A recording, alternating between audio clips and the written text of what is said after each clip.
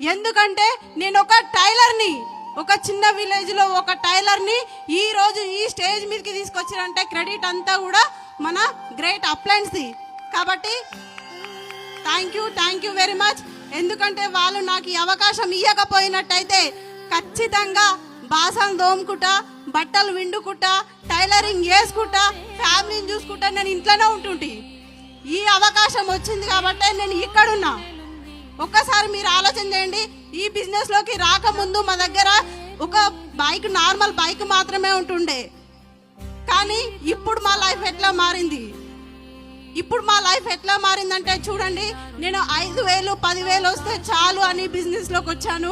ఈ రోజు 1,20,000 రూపాయలు ఇన్కమ్ తీసుకుంటున్నాను. నేను ఈ బిజినెస్లోకి రాకముందుకు మా సార్ సాలరీ 20,000.